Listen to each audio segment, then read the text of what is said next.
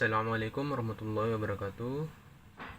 Perkenalkan, nama saya Muhammad Aiman, NIM H01225501. Baik, kali ini saya akan menyampaikan beberapa poin-poin dari materi, yaitu bahasa Inggris untuk tujuan tertentu, ESP, atau pendekatan pengajaran bahasa Inggris untuk mahasiswa non-jurusan bahasa Inggris. Baik, kita langsung saja ke slide yang pertama.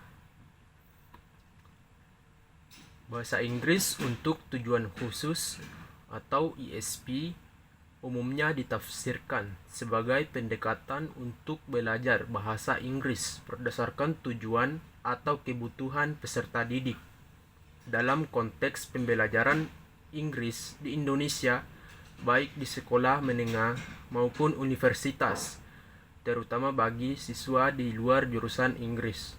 Pendekatan ESP menjadi pilihan yang populer.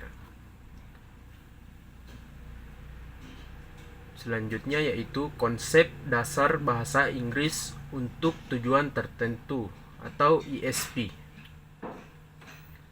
Bahasa Inggris untuk tujuan tertentu (ESP) adalah sebuah pendekatan pembelajaran bahasa Inggris yang dirancang khusus untuk memenuhi kebutuhan komunikasi dalam bidang atau profesi tertentu.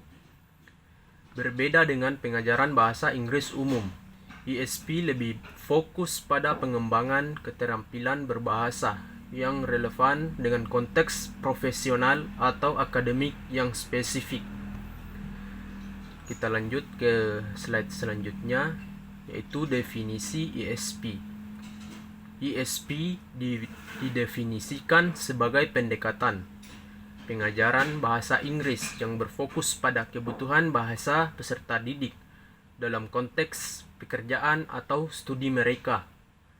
Pendekatan ini mengakui bahwa kebutuhan bahasa setiap individu atau kelompok berbeda-beda, sehingga materi dan metode pengajaran yang harus disesuaikan dengan tujuan yang ingin dicapai. Selanjutnya yaitu ESP sebagai pendekatan pengajaran bahasa. ESP bukan hanya sekadar materi pelajaran, tetapi juga merupakan sebuah pendekatan pengajaran yang menekankan pada beberapa bagian, yaitu relevansi. Materi pelajaran harus relevan dengan kebutuhan dan minat peserta didik. Yang kedua yaitu autentikitas, penggunaan bahasa yang autentik dan otentik dalam bahan ajar. Yang ketiga, fokus pada tugas. Kegiatan pembelajaran dirancang untuk mengembangkan kemampuan peserta didik dalam menyelesaikan tugas-tugas yang relevan dengan bidang mereka. Selanjutnya yaitu analisis kebutuhan sebagai fitur utama ESP. Analisis kebutuhan merupakan langkah awal yang sangat penting dalam perancangan program ESP. Melalui analisis kebutuhan, pengajar dapat mengidentifikasi yang pertama, tujuan pembelajaran.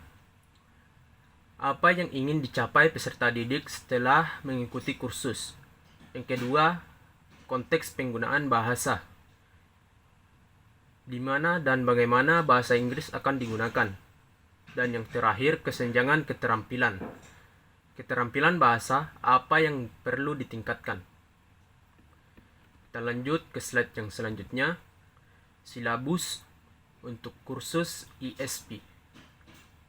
Silabus adalah rencana pembelajaran yang menguraikan tujuan, materi, kegiatan, dan penilaian dalam suatu kursus. Ada dua jenis silabus yang umum digunakan dalam ESP. Poin pertama, silabus berbasis konten. Silabus ini berfokus pada topik-topik atau materi yang akan diajarkan. Yang kedua, silabus berbasis kompetensi. Silabus ini berfokus pada pengembangan keterampilan bahasa yang spesifik. Kita lanjut ke slide yang selanjutnya, yaitu merancang silabus untuk kursus ESP.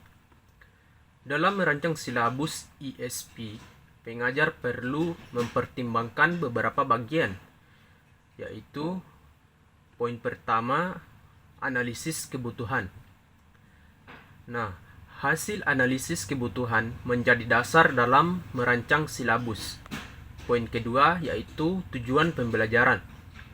Tujuan pembelajaran harus jelas, spesifik, dan terukur. Poin ketiga, materi pembelajaran. Materi harus relevan, autentik, dan disesuaikan dengan tingkat kemampuan peserta didik. Poin keempat, kegiatan pembelajaran. Kegiatan pembelajaran harus bervariasi dan melibatkan peserta didik secara aktif. Dan poin yang terakhir, penilaian. Penilaian harus dilakukan secara berkelanjutan untuk memantau perkembangan peserta didik. Lanjut, tujuan dalam pengajaran ISP. Jadi, tujuan utama pengajaran ISP adalah untuk membekali peserta didik dengan keterampilan berbahasa yang dibutuhkan untuk berkomunikasi secara efektif dalam konteks profesional atau akademik mereka. Lanjut, materi pengajaran untuk pengajaran ISP.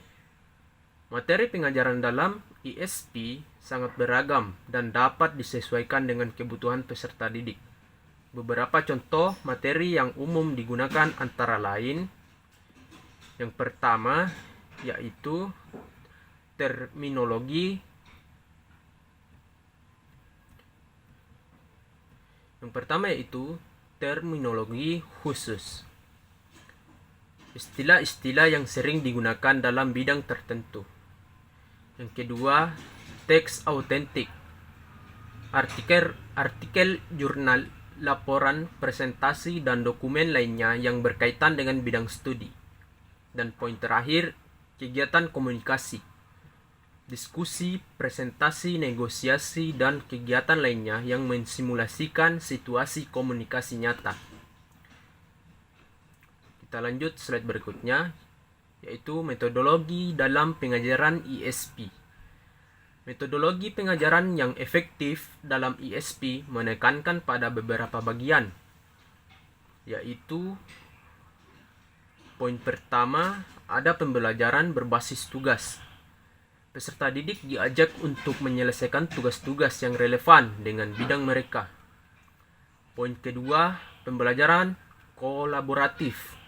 Peserta didik bekerja sama dalam kelompok untuk menyelesaikan tugas. Yang ketiga, penggunaan teknologi. Teknologi dapat digunakan untuk memperkaya pengalaman belajar. Kita lanjut, penilaian dalam pengajaran ISP. Penilaian dalam ISP bertujuan untuk mengukur sejauh mana peserta didik mencapai tujuan pembelajaran. Beberapa bentuk penilaian yang dapat digunakan antara lain, yang pertama, ada penilaian formatif. Penilaian yang dilakukan secara berkelanjutan untuk memantau perkembangan peserta didik. Yang kedua yaitu penilaian sumatif. Penilaian yang dilakukan pada akhir suatu unit atau kursus untuk mengukur pencapaian keseluruhan. Baik, kita lanjut. Oke. Ternyata sudah selesai. Jadi dengan memahami konsep-konsep dasar ISP, pengajar dapat merancang program pembelajaran yang efektif dan relevan untuk memenuhi kebutuhan peserta didik. Baik, itu saja yang dapat saya sampaikan. Lebih kurangnya mohon dimaafkan. Wassalamualaikum warahmatullahi wabarakatuh.